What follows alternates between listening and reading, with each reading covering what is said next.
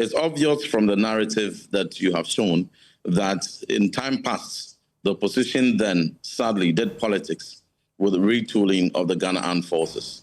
A month ago, I was in your studio just some weeks before the sad incident, and I made a point very clear that we in opposition will have to chart a path that is patriotic, that is nationalistic, devoid of partisan politics, and rally an advocacy for very massive advocacy to support the executive in retooling the Ghana Armed Forces. As a matter of record, a month ago, our committee, Defense and Interior, met with the Honorable Minister for Defense, Honorable Edward Omanebo-Ama, the Chief of Defense Staff, and the High Command of the military, where we had a very extensive discussion on retooling efforts. We scrutinized various scenarios, and we came to the minimum, the critical and urgent requirements that we need as a matter of urgency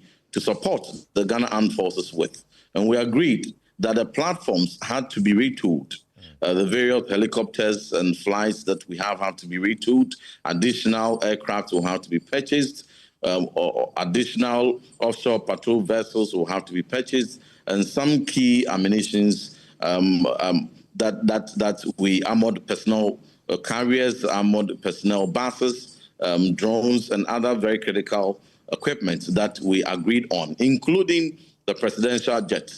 In matters like this, Carlos, it is so critical, the role of the minority. If the minority of the day fails to support the executive, it will be very difficult for the executive to go ahead to support the military in retooling them.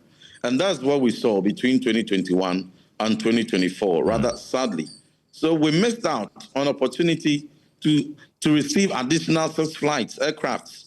We missed out on opportunity to add on additional 2 offshore patrol vessels for the Ghana Navy. And we missed out on an opportunity to escalate the discussions even in getting a befitting presidential jet. But you see, I made a call that we don't have to wait for the unfortunate to happen before we begin to now hold consultations to rally nationwide support.